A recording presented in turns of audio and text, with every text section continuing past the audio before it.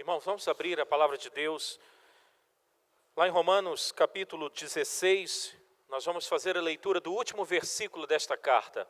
Romanos, capítulo 16, verso 27.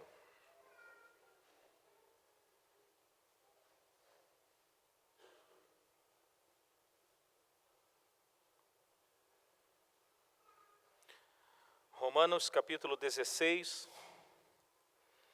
verso de número 27.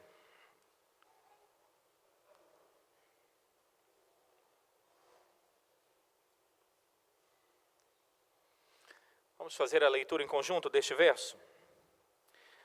Ao Deus único e sábio, seja dada a glória por meio de Jesus Cristo, pelos séculos dos séculos. Amém. Podemos repetir, por favor?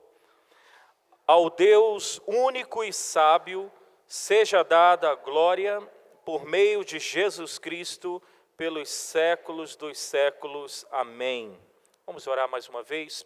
Agora, eu queria que você pedisse a Deus que essa palavra que será ministrada, Deus, por meio do seu Espírito, fale ao teu coração, assim como falou o meu coração. Estamos aqui, Senhor, nesta manhã, porque as tuas misericórdias se renovaram sobre as nossas vidas. Estamos aqui porque fomos alcançados pela graça maravilhosa em teu Filho Jesus Cristo. Estamos aqui, Senhor, porque no teu plano eterno, o Senhor já tinha planejado nos trazer à existência e revelar a misericórdia, a bondade do Senhor para conosco. E nós responderíamos como respondemos por meio da fé em teu Filho e também com arrependimento dos nossos pecados cometidos contra a tua santidade, Senhor. Nessa manhã que reunimos, Senhor, aqui em torno da tua palavra, do teu nome, para te exaltar e te louvar, sempre tiramos um tempo, Senhor, para meditar na tua palavra. E sempre dependeremos do teu Espírito Santo, Senhor. E desejamos que nesta manhã, teu Espírito fale por meio da tua palavra profundamente ao nosso coração, à nossa vida, na verdade, na integralidade que nos forma, Senhor. E que poder conhecer o Senhor mais, através das Escrituras, o único meio que tu nos deste para te conhecer, seja nesta manhã um deleite para a nossa vida, uma alegria para o nosso coração. E nós clamamos, Pai, estas bênçãos, confiados que por meio do teu Filho temos acesso a ti, Senhor. Em nome de Jesus que pedimos, como também agradecemos. Amém. Nós temos pregado uma série de mensagens sobre o ser de Deus. Procuramos e temos procurado olhar para as Escrituras Sagradas e encontrarmos ali as facetas do caráter de Deus, que Ele revelou ao seu povo, que Ele revelou por meio das Escrituras Sagradas. Nessa manhã eu queria falar sobre a sabedoria de Deus. O apóstolo Paulo, no final desta carta que podemos dizer, uma carta maravilhosa, quando nos fala que a pessoa alcançada por Cristo, ela é justificada pela fé em Jesus Cristo e não pelas obras. Uma carta que fala que o Espírito Santo opera na vida daqueles que foram justificados pela fé, trazendo santificação. Uma carta que fala também de uma esperança que temos, uma esperança eterna, que é a esperança da glorificação. Uma esperança de que neste corpo glorificado não mais habitará o pecado.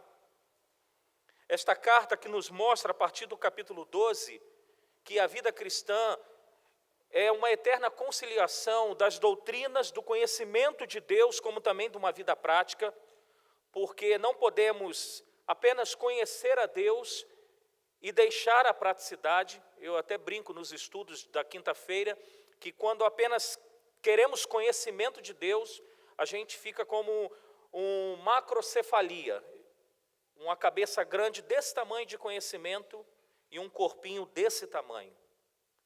Mas também não podemos desprezar o conhecimento, as doutrinas, em detrimento da prática. Porque senão temos um outro problema, dentro de uma analogia, obviamente, que eu estou fazendo. O crente se torna um microcefalia, uma cabecinha desse tamanho e uma prática desse tamanho. E Paulo nos mostra nesta carta, a partir do capítulo 12, que a vida cristã, ela também é prática. Nós conhecemos as doutrinas de Deus e nós temos que andar por meio delas. E diante desta carta maravilhosa, Paulo termina com uma oração de louvor, de exaltação. E aqui ele exalta o caráter de Deus, mais uma faceta do caráter, do atributo de Deus, ou seja, a sabedoria. Ele começa esse último verso dizendo: ao Deus único e sábio seja dado a glória por meio de Jesus Cristo, pelos séculos dos séculos. Amém. A sabedoria de Deus, irmãos, aqui ela é atribuída somente a Deus. A sabedoria, ela pertence exclusivamente ou exclusivamente a Deus. Este é um atributo de Deus que chamamos atributo comunicável, que Deus comunica ao homem, que Deus concede ao homem também sabedoria. Mas nós temos que lembrar que a sabedoria é uma propriedade exclusiva de Deus. Ainda é importante lembrarmos que Deus é tão sábio, que na verdade Ele é a personificação da própria sabedoria. A sabedoria não pode ser separada de Deus, mas Deus, Ele é a própria sabedoria. E o que é sabedoria? É uma pergunta que ela é pertinente para entendermos esse atributo do ser de Deus. Sabedoria é agir para chegar a um fim correto. Eu vou repetir. Sabedoria é agir para chegar a um fim correto. Vamos pensar aqui nas nossas vidas, quantos de nós, ou na verdade todos nós, diariamente temos que agir para chegar a um propósito. Eu vou dar um exemplo, todos nós temos que sair de casa, seja para o trabalho, para a escola, faculdade, ou para irmos ao mercado, e aí nós saímos, nós agimos para chegar a um fim. Exemplo, vamos sair para ir no mercado. Nem sempre esse percurso do agir para chegar ao mercado, nem sempre há sabedoria nesse percurso aqui, da nossa parte. Vamos pensar aqueles que moram longe da igreja, que tiveram que vir de carro e veio com a família. Quantas vezes nesse percurso da saída de casa para a igreja não surgiu um problema dentro do carro? Não surgiu um atrito, ou aquilo que nós chamamos na modernidade, um estresse dentro do carro? Será que é só comigo? Não, né? Mas Deus não, irmãos. O agir de Deus para chegar ao fim, ao decreto que Ele estabeleceu, todo este percurso, ele é mostrado, ele é provado com a sabedoria do próprio Deus. E para agirmos e chegarmos ao fim, é necessário algo. É necessário conhecimento. Buscando ainda este exemplo da saída da nossa casa para o mercado, você precisa ter o conhecimento onde fica este mercado, as ruas que você precisará pegar para chegar neste mercado. É necessário conhecimento. Podemos dizer, é a base da sabedoria. E o nosso Deus, Ele é tão sábio como também conhecedor. Nesta mesma carta, volte algumas páginas no capítulo 11, verso de número 33, olha o que o apóstolo diz, o apóstolo Paulo diz. Leiamos o verso 33 do capítulo 11. Vamos lá? Ó profundidade da riqueza, tanto da sabedoria como do conhecimento de Deus. Quão insondáveis são os seus juízos, e quão inescrutáveis os seus caminhos. Mais uma vez, chegando no final da exposição das doutrinas que Paulo nos mostra nesta carta, ele fica maravilhado da grandeza de Deus, e ele diz: ó profundidade da riqueza, tanto da sabedoria, como também do conhecimento. Deus, ele é sábio e ele é conhecedor. O seu conhecimento é a base da sua sabedoria. Deus conhece o início, o meio e o fim. E por isso que o seu agir para chegar ao fim, ele age com sabedoria, porque ele conhece todas as coisas. O início, o começo e o fim. Vamos ver um pouquinho sobre a sabedoria de Deus. Precisamos lembrar, irmãos, que a sabedoria de Deus, Deus é universalmente sábio. O que significa isso? Ele conhece tudo a respeito de todas as coisas e faz o uso perfeito deste conhecimento. Deus é universalmente sábio, ele conhece tudo. Tudo que se passa na terra, nos céus e em todo lugar. E ele faz uso deste conhecimento extensivo para poder mostrar a sua sabedoria. Deus, ele é perpetualmente sábio. Ao contrário de nós homens, que no decorrer da nossa vida vamos adquirindo sabedoria pela a maturidade, pela idade. E às vezes, na velhice, nós vamos perdendo a sabedoria. Deus não. Deus é eternamente sábio. Não ocorreu em nenhum momento da história que Deus foi adquirindo sabedoria. E hoje se tornou um Deus PhD em sabedoria. Diante disso, podemos confiar nele. Não. Deus, ele é eternamente sábio. Ele não adquiriu sabedoria. E Deus não perde sabedoria. Deus é incompreensivelmente sábio. O texto que acabamos de ler do capítulo 11, verso 33, diz que os seus juízos são insondáveis e os seus caminhos inescrutáveis. Ou seja, irmãos, não há limites de como ele possa demonstrar a sua sabedoria a nós. Nós ficamos de boca aberta, como que Deus age de forma sábia. E Deus é infalivelmente sábio. Em Deus não há enganos, não há, mesmo que o homem trama de forma sábia, o homem está fadado ao fracasso. E isso somente contribuirá para o cumprimento, na verdade, dos propósitos de Deus. Olha o que diz em Provérbios 21, verso 30. Abra comigo. Provérbios 21, verso de número 30.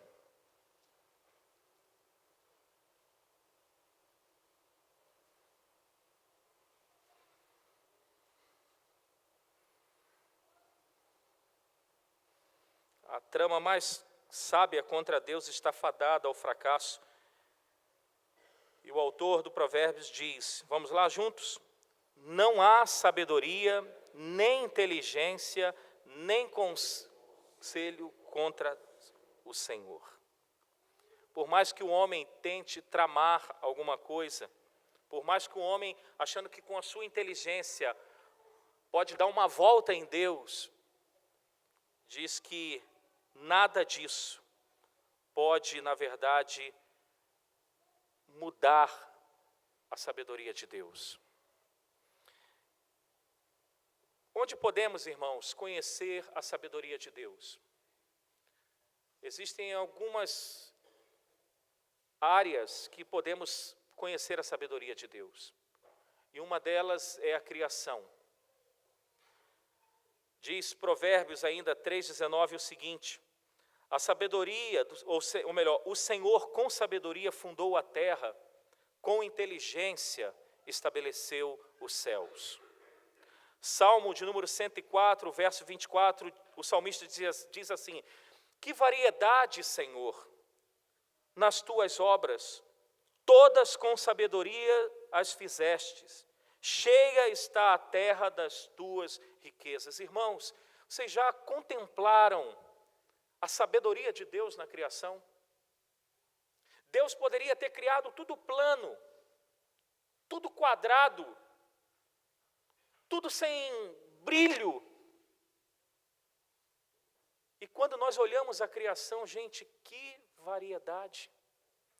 Aqui em Belo Horizonte, Minas, nós podemos experimentar essa revelação, como chamamos na teologia, geral, da criação de Deus. Eu sou, assim, apaixonado pelos ipês. Eu até brinquei, eu acho que foi com a Cisine, eu falei assim, ó, quando morrer eu quero ser que coloque flores em mim de ipê. Aí a Cisine falou, você tem que morrer no outono, agora você tem que morrer no outono, né? Ô, gente, eu acho lindo os ipês, gente. Eu não sei como eu não bati de carro, porque, principalmente agora os amarelos, quando eu estou andando assim, eu vejo um ipê amarelo, eu fico olhando para cima. Tem um aqui na subida aqui da São Lázaro para vir para a igreja, que há 2 semanas atrás, mas era um amarelo tão majestoso, que a vontade era pegar e colocar dentro de casa aquele ipê. E é impressionante que os galhos sequíssimos, né? Você não dá nada para um ipê, daqui a pouco brota aquelas flores belíssimas. Gente, que sabedoria de Deus na sua criação. Ontem eu passei por um ipê rosa. Eu não lembro agora o bairro. Parece que as flores estavam brotando ali naquele dia. Que tonalidade bonita, gente. Tem irmãos aí, Marques, né, Marques? Já foi no Pico da Bandeira não sei quantas vezes. Serra do Curral. Inhotim. Ô, gente, que sabedoria de Deus na sua criação. Vamos olhar para a gente como criação de Deus. Quantos bilhões nós temos de pessoas no mundo hoje? Quantos? Me ajudem. 7, aproximadamente. Quantos possuem a mesma digital que eu tenho, desses 7 bilhões? Ninguém. É sabedoria, não é, irmãos? Um outro lugar que podemos encontrar a sabedoria de Deus é no governo deste mundo, é no governo da sua criação. Como sempre falamos aqui, seja em estudo, seja em pregação, Deus não só criou este mundo com esta diversidade,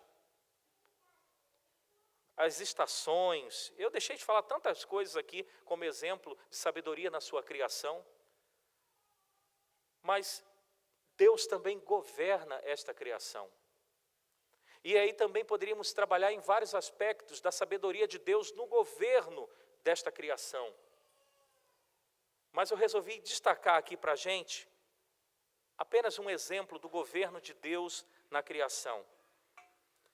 Deus sabiamente governa o homem como uma criatura. Embora o pecado seja em si um grande mal, preste atenção, com a tendência de destruir a glória de Deus, Deus ordena e controla o fim de que o seu resultado culmine num bem maior. Mesmo que o pecado tenha entrado no mundo e Deus não foi pego de surpresa, obviamente que não, Ele faz uso do que aconteceu para a sua glória. Olha só, o pecado do primeiro Adão serviu de ocasião para a justiça do segundo Adão. O pecado do primeiro Adão serviu para a justiça do segundo Adão, que é Cristo. A incredulidade dos judeus serviu de ocasião para a entrada dos gentios na graça. O pecado que ainda habita no cristão serve de ocasião para nós aprendermos a ser mais humildes, dependentes e ter maior zelo com a glória de Deus. Veja que aquilo que aparentemente possa ter, diante da sabedoria de Deus, escapado algo, na verdade nada escapou. Deus usa para mostrar a sua sabedoria. Deus é sábio, irmãos. Deus é sábio. E esta sabedoria também podemos encontrar na sua redenção, na redenção que o homem recebe da sua parte. Eu vou destacar apenas aqui 3 características da sua sabedoria na redenção do homem. Olha só, Deus em sua sabedoria concilia justiça e misericórdia. Olha essa história. Tente olhar a sabedoria, a justiça de um lado e do outro lado a misericórdia. Aí, a justiça vai apresentar as suas razões para Deus. Olha só, o pecador é miserável por causa da sua própria e obstinada rebelião. Ele foi criado perfeito. A justiça falando, ele não tem desculpas. Ele não pode reivindicar ignorância. Se ele não for condenado, a santa lei cairá em desgraça e a mentira do diabo será aprovada. A justiça ainda diz, o crime não pode ser ignorado, afinal de contas, o que impedirá de pecar novamente? A justiça está evocando aqui punição. Aí apresenta-se agora a misericórdia. Será que toda a criação foi feita em vão e terminará em julgamento e destruição?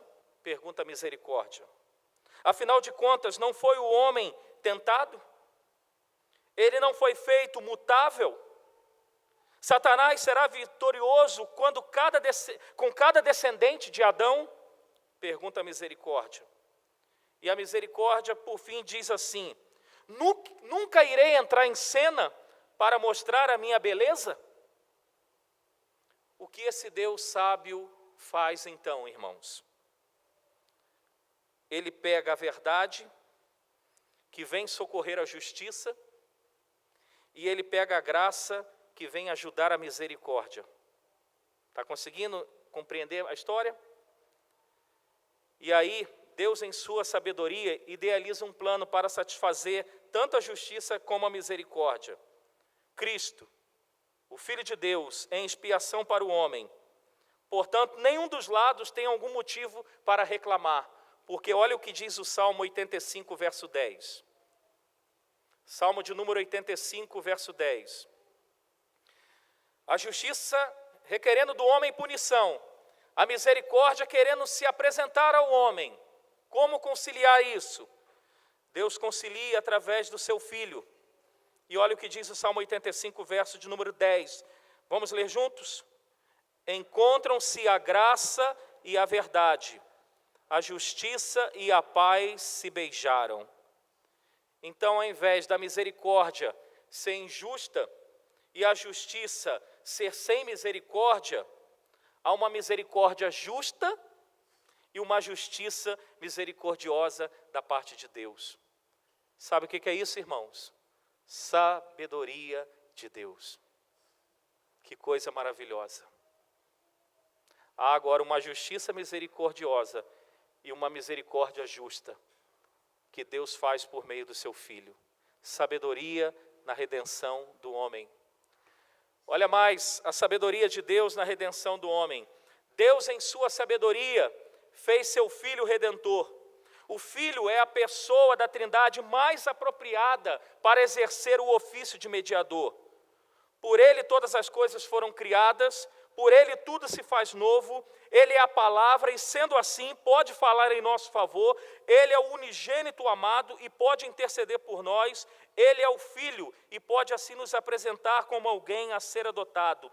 Quem poderia exercer melhor a função de mediador do que o Filho? Imagine se o Pai fosse o mediador. Imagine se fosse o Espírito, que é aquele que aplica a obra do mediador. Mas Deus, sabiamente, sabiamente na redenção dos seus eleitos. Ele utiliza o seu Filho para a redenção do homem. Mais uma característica da sabedoria de Deus na redenção do homem. Deus, ele uniu duas naturezas em uma única pessoa. Deus uniu a natureza divina, Deus uniu a natureza humana em uma única pessoa.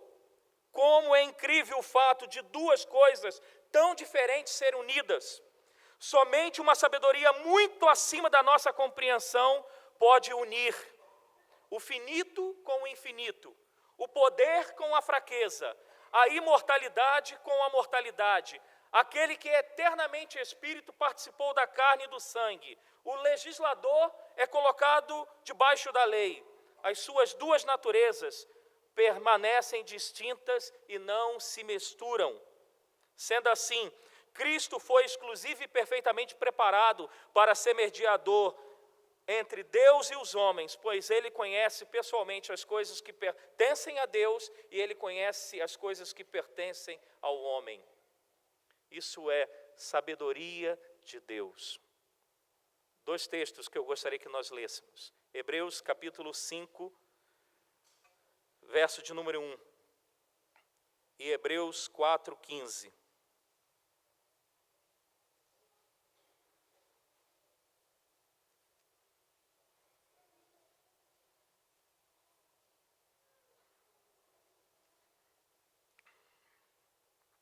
Hebreus 5:1. Vamos ler juntos? Porque todo sumo sacerdote, sendo tomado dentre os homens, é constituído nas coisas concernentes a Deus, a favor dos homens, para oferecer tanto dons como sacrifícios pelos pecados. Hebreus 4:15. Todos. Porque não temos sumo sacerdote que não possa compadecer-se das nossas fraquezas. Antes foi ele tentado em todas as coisas, à nossa semelhança, mas sem pecado. Só um Deus sábio poderia, numa única pessoa, estabelecer uma natureza divina e uma natureza humana. Alguém que conhecesse a Deus, a vontade dele, que também conhecesse as fraquezas do homem. E Cristo, o nosso Redentor, ele possuía essas duas naturezas, a divina e humana. Isso revela um Deus sábio na nossa redenção. Eu concluo, irmãos, essa primeira parte da mensagem, dizendo o seguinte: devemos buscar a Deus a fim que Ele venha nos guiar em sua sabedoria. Já que Deus é a própria sabedoria, então o nosso melhor conselheiro é Deus. O profeta Isaías disse que, profetizando a vinda de Cristo, que Ele seria maravilhoso conselheiro. Maravilhoso conselheiro porque Deus é a sabedoria. Quantos de nós buscamos conselhos em muitos lugares e deixamos de buscar os conselhos do Deus sábio? E a sabedoria de Deus está revelada aqui, irmãos, nas Escrituras. Você quer ter bons conselhos? Você quer ter conselhos daquele que conhece o início, o meio e o fim? Busque o Deus sábio na sua palavra. E mais, nós comumente buscamos sabedoria fora das Escrituras e fora de Deus. E Tiago, o irmão do Senhor Jesus Cristo, que escreve a carta que temos como Tiago, ele diz no capítulo 1, verso 5, se alguém precisa de sabedoria, o que Tiago diz?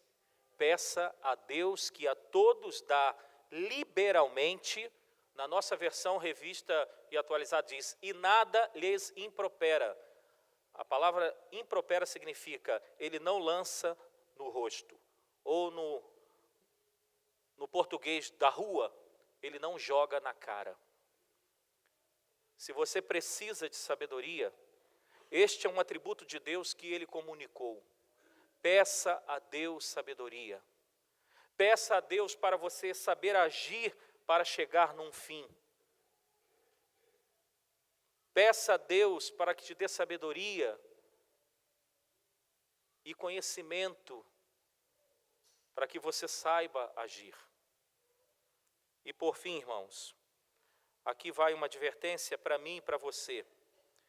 Não devemos desafiar a Deus em sua sabedoria. E talvez você possa perguntar assim, como assim, pastor? Eu desafio Deus na sabedoria. Ao dizer aquilo que Deus deveria fazer. Devemos ser cuidadosos em nossas orações, para não impormos a Deus o que pensamos, como se soubéssemos o que é melhor, e Ele tivesse que se submeter às nossas ordens. Devemos ter esse cuidado, irmãos. Porque por mais que não possamos entender os caminhos de Deus, por mais que não possamos entender muitas situações na nossa vida, Deus controla todas as coisas de forma sábia, para um fim que Ele mesmo planejou.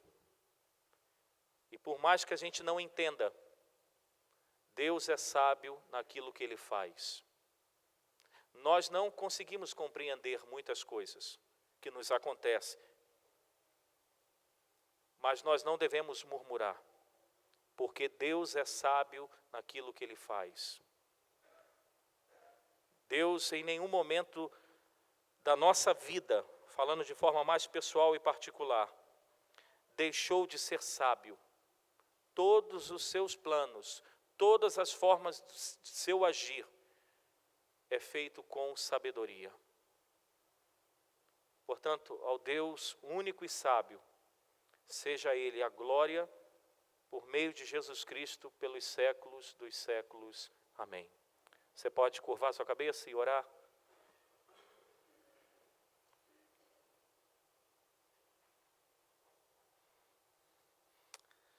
Se você está aí aguardando motivos de oração, agradeça e adore a Deus pela sua sabedoria. Diga como disse Paulo, ó profundidade da riqueza, tanto da sabedoria como do conhecimento.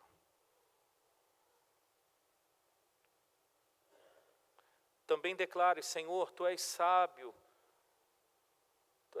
Senhor, diante dos meus caminhos. De tudo que o Senhor faz na minha vida, permite. Tudo culminará num propósito que o Senhor tem estabelecido. Até aquilo que aparentemente possa parecer que a sabedoria de Deus ficou de lado. Isso, na verdade, não existe. Porque até os equívocos e erros dos homens, Deus revela a sua sabedoria. Nós te adoramos, Senhor, nesta manhã. Te adoramos diante da tua sabedoria, Senhor. Como que o agir do Senhor é sempre sábio na tua criação, no governo da criação, nos meios que chamamos providenciais. Como que a tua sabedoria, Senhor, agiu e age na redenção, na salvação dos eleitos do Senhor. Como que a tua sabedoria, Senhor, foi tremendamente revelada na nossa salvação, enviando Jesus, teu Filho, 100% Deus, numa natureza humana, 100% homem. Obrigado, Senhor. Obrigado porque nós estamos aqui nesta manhã adorando a um Deus sábio. Na verdade, um único, a personificação da sabedoria. Receba, Senhor, toda a glória, pelos séculos dos séculos. Amém, Senhor.